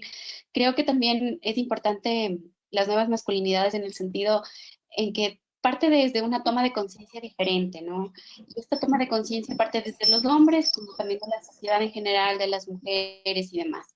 Normalmente cuando escuchamos un caso de violencia de género, un caso de violencia contra las mujeres, lo que se dice es, pero ¿por qué ella no le deja? ¿Pero por qué no se separa ya? Si es que fuera yo ya lo hubiera dejado. O sea, está ahí porque ella es tonta, ¿no? Siempre viene este cuestionamiento hacia las víctimas, ¿no? Es decir, ¿por qué ella aguanta? ¿Por qué ella no le deja? ¿Por qué ella soporta? ¿Por qué ella es tonta? ¿Por qué? Pero casi nadie nos preguntamos, ¿pero por qué los hombres siguen agrediendo? Creo que la clave de pensarnos las nuevas masculinidades es precisamente desde ahí. Es decir, ¿por qué los hombres siguen actuando de esta forma y por qué la sociedad sigue justificando esas acciones como acciones válidas? Los hombres pueden básicamente golpear a las mujeres y muy pocas cosas pasan. Se le va a culpar a la mujer. Si es que existe, por ejemplo, algún tema de infidelidad, pues se entenderá que los hombres son así, es su naturaleza. Pero si es que una mujer llega a ser infiel, probablemente va a venir un caso de femicidio. Entonces creo que viene a cuestionar el rol específicamente que tienen los hombres en la sociedad. Ese rol machista, ese rol que discrimina, ese rol que no protege, ese rol que no cuida. Ese rol precisamente es el que se viene a cuestionar cuando hablamos de nuevas masculinidades. Y es un compromiso bien grande que tienen los hombres ahora, ¿no? O sea, si tenemos una estadística tan alta de violencia contra las mujeres y queremos vivir en una sociedad libre, igual, democrática y demás, jamás vamos a lograr conseguir vivir en una sociedad con estas características mientras las mujeres sigamos siendo víctimas de violencia de género. Entonces, si es que los hombres también quieren vivir en un mundo mejor, implica un cambio de mentalidad, un asumir una responsabilidad, y asumir esta responsabilidad con dignidad, con cuidado y demás, partiría de una nueva masculinidad o una masculinidad positiva. En relación a lo que se plantea, yo solo quisiera aportar diciendo que los cambios de mentalidad son complejos, ¿ya? Y en ese sentido es importante definir desde dónde se va a abordar generar ese cambio. Y eso nos tiene que llevar a visibilizar a la educación, nos tiene que llevar a tomar medidas desde las escuelas, desde lo educativo, dado que lo que sigue pasando es que se siguen reproduciendo en los mismos modelos de interacción, porque los roles que están definidos, tanto para los hombres como las mujeres, en nuestra sociedad son desiguales, es decir, no hay equidad. Y respecto a esa desigualdad y esa equidad, no se ha tomado medidas para cambiar eso. Y se siguen reproduciendo en un contexto educativo y en un contexto de la familia, porque también cuando hablamos de educación tenemos que pensar en la familia, porque ahí también pasa esa educación no formal. Entonces, ahí es donde tenemos que hacer, de alguna manera, un esfuerzo mucho más amplio, mucho más grande, para ir modificando los patrones culturales que se van definiendo en el desarrollo de nuestra identidad, en el desarrollo de lo que nosotros somos o seremos. Entonces, en ese es importante visibilizar que ahí hay que hacer un esfuerzo importante, incluso de incidencia, para asegurar mejores procesos de cambio de cultura desde lo que es cada persona, ¿no? Perfecto, muchísimas gracias. Creo que aporta mucho también este diálogo, ya que justamente, bueno, Fe y Alegría trabaja en un contexto educativo, ¿no? Por la educación. Entonces, justamente por eso este viene a ser un tema que también relevante en el quehacer educativo, por lo que mencionaba, ¿no? Que es un cambio de mentalidad difícil, porque está muy arraigado en la sociedad, en la cultura, pero que sin embargo es necesario hacerlo. Hay un comentario del público que nos dice, es importante capacitar en indicadores de violencia para visibilizarla. Creo que se ha hablado un poco de cómo detectar la violencia en caso de que fuera una persona, digamos, algún familiar, alguna persona conocida, ¿no es cierto? Creo que hemos mencionado algunas formas de las que podemos darnos cuenta, ¿no? De qué es lo que está pasando. Pero como bien se ha mencionado también en este diálogo, gran parte de la violencia contra las mujeres, digamos específicamente, está normalizada y en ese sentido es invisibilizada incluso por las mismas personas que la están viviendo. Entonces yo quisiera tal vez que se pueda comentar un poco en esta línea de la prevención, qué señales puede tener una persona que está viviendo violencia de género para detectarla, es decir, qué conductas, qué sentimientos, qué condiciones me pueden estar comunicando a mí como persona que estoy viviendo violencia de género, que posiblemente no me estoy dando cuenta de ello, ¿no? Entonces, un poco tal vez para compartir respecto a ese tema, ¿qué nos podrían decir también de acuerdo a sus conocimientos y a su experiencia? Bueno, hay este comportamiento social que tenemos, hay una imposición siempre de parte del otro, y se llaman microviolencias. Desde ahí comienza, como mi amor, no te quiero ver con esa falda, mi vida, yo voy a salir, pero con ese vestido no vas, no quiero que visites a tu familia, no quiero que... Entonces comienza a la persona como a agilarla. No quiero que me caen mal tus amigos, no resisto a tal persona, y te comienzan a agilar.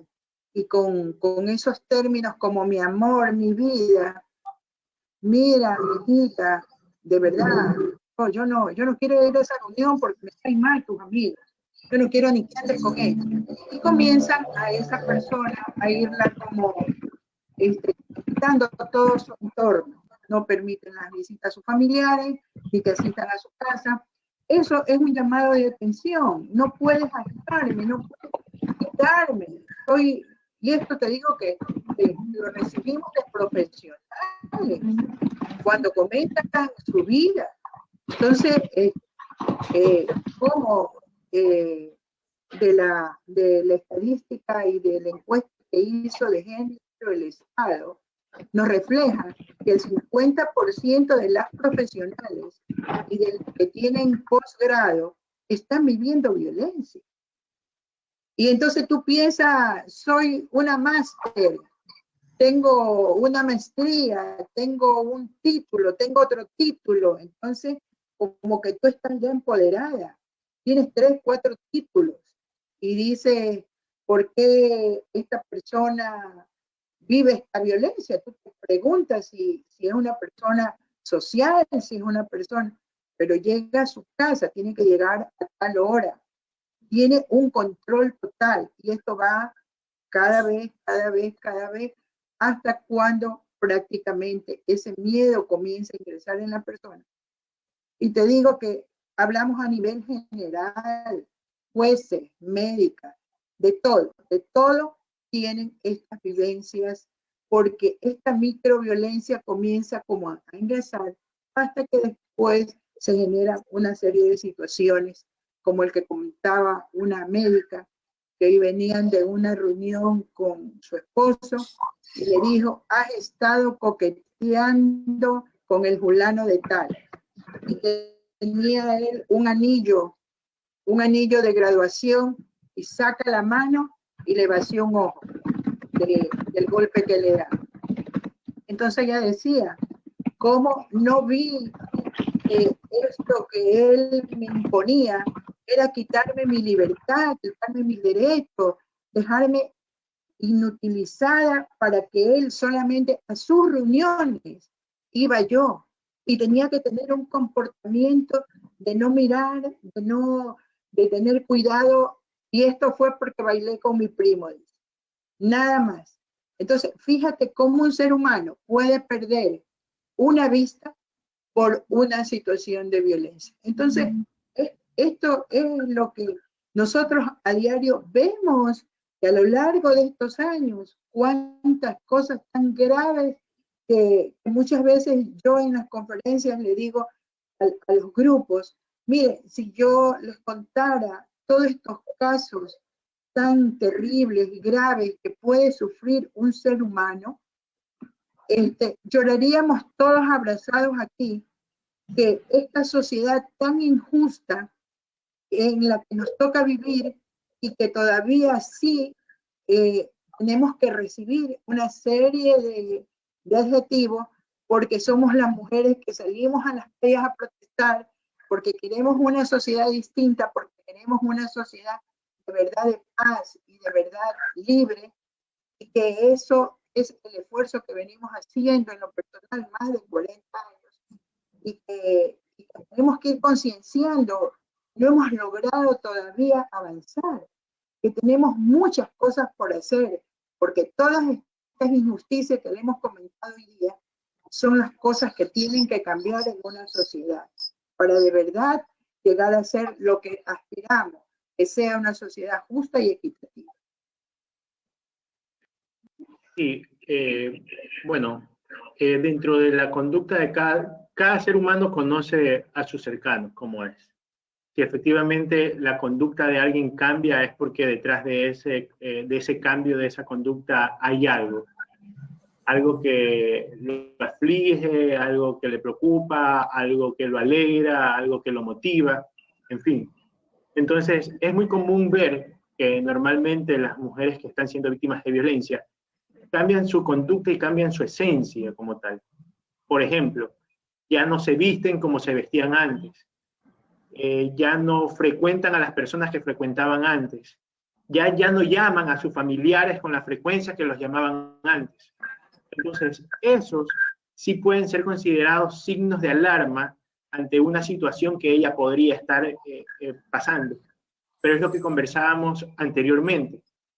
¿Quién en algún momento ha entablado un círculo de confianza con esa mujer para que efectivamente esa mujer se pueda abrir a decir qué es lo que ocurre dentro de sus entornos, sin ser juzgada, sin ser de alguna manera señalada por absolutamente nadie?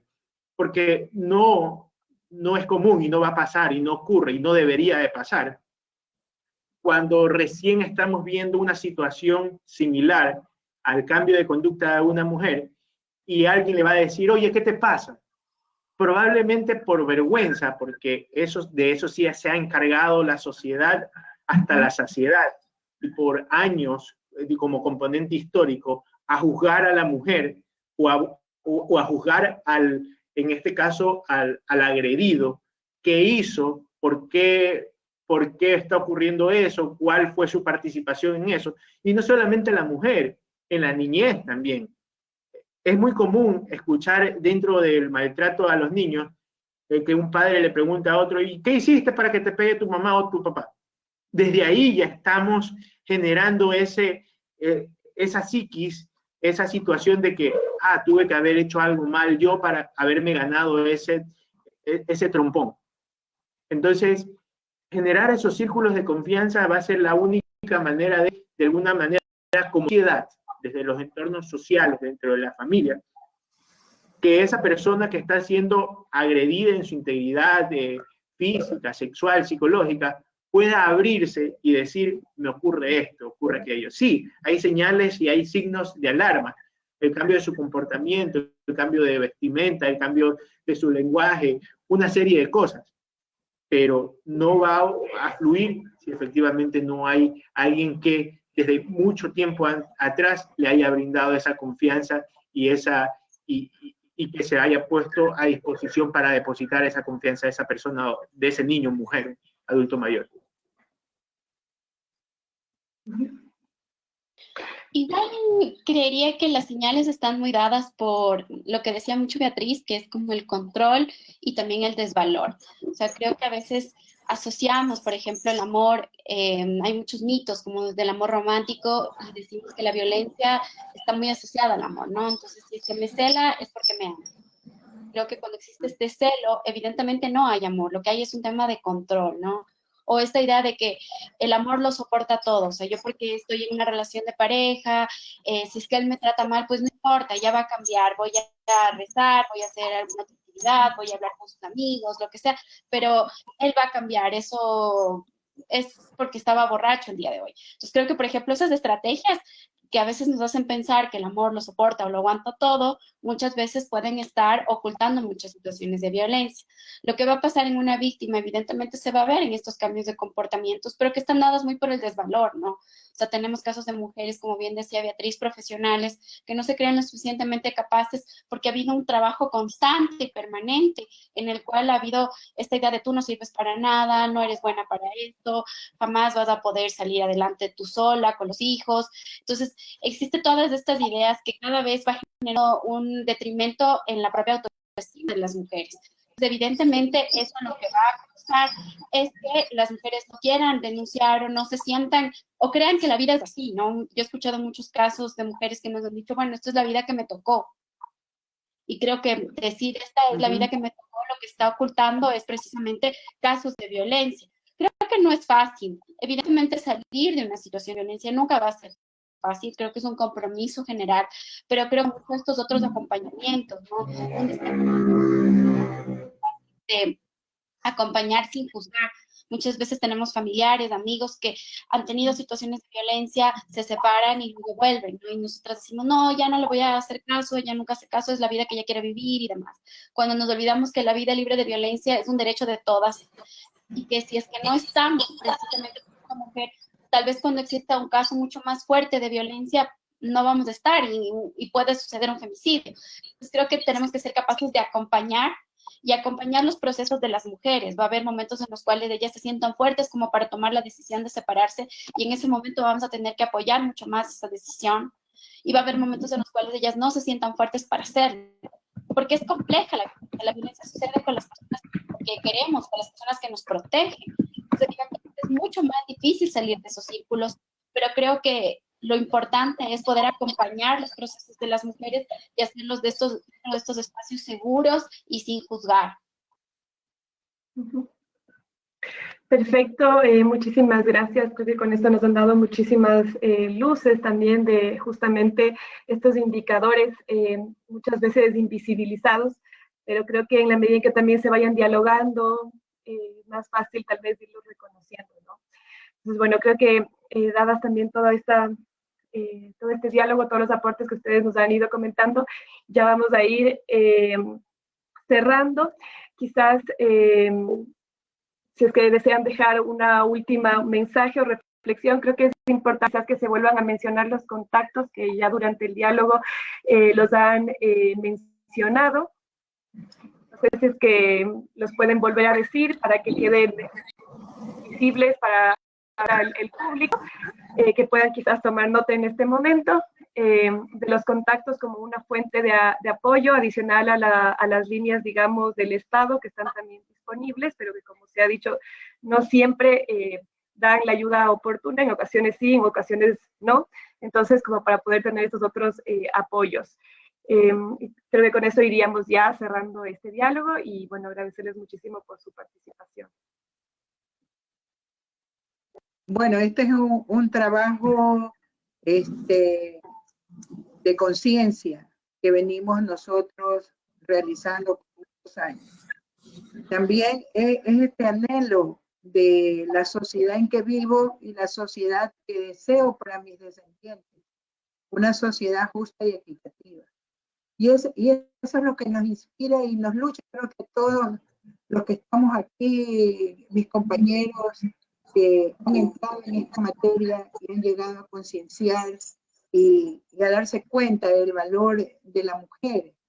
Ese valor tan grande que tenemos por el hecho mismo de dar vida y que debíamos de ser tan valoradas solamente por ese hecho. Imagínense que nuestro cuerpo genere otro cuerpo y se forme y sea la multiplicación del mundo. Desde ahí debíamos estar en un sitio preferencial para el hombre. Y eso no sucede. Entonces, esto tiene que cambiar y a eso vamos. Por eso trabajamos tanto en la prevención, tanto en mesas redondas, tanto en buscar tantas formas para llegar a la ciudadanía y saber que tenemos que respetarnos entre los seres humanos, que nadie tiene derecho a golpearnos, a insultarnos, a maltratarnos, a dañarnos nuestra psique, a dañarnos nuestro entorno en que vivimos. Y entonces este es el trabajo que hacemos, pero tenemos que ayudar a quien pasa eso y para eso estamos dentro de nuestros espacios. Fundación María Juárez, por medio de un equipo multidisciplinario, abogada, psicóloga, trabajadora social, atendemos en esta forma integral a la mujer y a su familia que pide la ayuda. Va donde la trabajadora social, le siguen todos los juicios que tengan que ver en su problemática, desde lo que es violencia, alimentos, divorcio, todo se le apoya en forma gratuita y se atiende el área psicológica. Y ahora estamos trabajando en el empoderamiento de la mujer para que ella pueda salir adelante con sus propios recursos y pueda ver que puede hacer muchas cosas en su vida y cambiar esa vida. Y este es el llamado. Busca ayuda. Nosotros estamos en Clemente Ballén y Babahoyo, esquina, por el Colegio Vicente Rocafuerte. Esperamos que pronto termine esta pandemia. El teléfono de fundación es 236-4705. Ahí estaremos, yo creo que en unas 2 semanas, ya estaremos integradas, pero telefónicamente se ha dado en las redes sociales un teléfono para que puedan llamar y puedan consultar y puedan pedir este apoyo para de verdad revisar un poco sus vidas y ver qué tengo adelante, qué voy a hacer, porque tú no puedes vivir en el infierno y también tus hijos vivir en ese infierno. Entonces tú tienes que cambiar esa vida porque vas a enfermar a lo largo del tiempo a estas personas que tu compromiso de vida era darle una vida digna, una vida diferente. Entonces el teléfono que tenemos es el 0999 61 86 6. Estamos a las órdenes para poder compartir cualquier inquietud. Gracias. Sí, asimismo poner en conocimiento de la ciudadanía que el Consejo Cantonal de Protección Integral de Derechos de Guayaquil funciona la Junta Cantonal de Protección de Derechos. Pueden seguirnos a través de nuestras redes sociales. En el Facebook nos pueden encontrar como CCPID Guayaquil. Repito, CCPID Guayaquil. Ahí podrán encontrar los formularios de denuncia, tanto de maltrato contra la niñez y violencia contra las mujeres. En ambas situaciones, la Junta Cantonal de Protección Integral de Derechos otorga las medidas de protección de manera ágil, emergente. Asimismo, pueden remitir sus dudas e inquietudes a través del correo electrónico jcpidguayaquil@gmail.com, jcpidguayaquil@gmail.com, o al número de teléfono 099-651-2882. 099-651-2882. Y también dejar una reflexión, ¿no? ¿Qué clase de sociedad estamos construyendo para nuestra descendencia. ¿Cuándo es el momento oportuno de hacer un alto a todas estas situaciones de violencia? Es un compromiso no solamente que pasa desde el Estado, desde las organizaciones, desde las organizaciones de la sociedad civil. También es un compromiso familiar, es un compromiso individual, porque al final del día todos estos componentes suman para precisamente ir reduciendo esas cifras.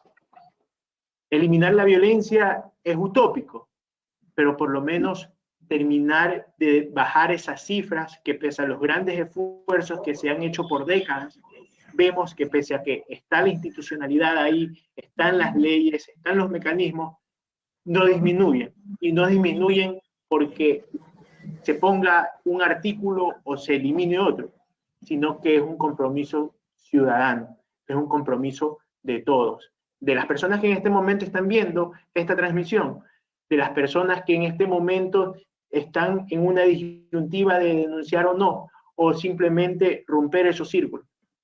Es un compromiso de todos. Por lo pronto, de mi parte, muchas gracias.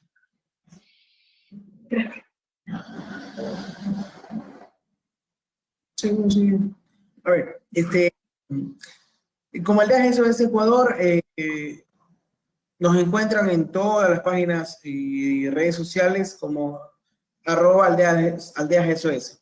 Es importante dejar dos cosas también sobre la mesa, y la primera, recordar la responsabilidad que tenemos de denunciar los hechos que conocemos de violencia, sobre todo a niñas, adolescentes, y también la violencia que se ejerce contra las mujeres. La responsabilidad no es solo de los funcionarios públicos y privados, sino también de la ciudadanía. Entonces, en ese sentido, creo que es importante que nosotros recordemos esa responsabilidad que tenemos.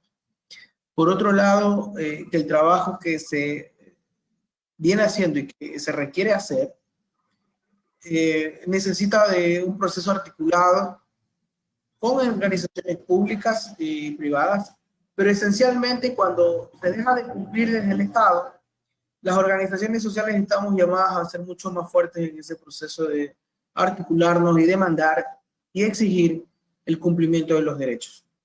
Entonces, invitarlos también a generar dentro de este momento de confinamiento las acciones posibles y esfuerzos para que la articulación de los organismos no se afecte también significativamente y tengamos de alguna manera planes y mecanismos para fortalecer la política pública y las acciones que se requieran con esa finalidad.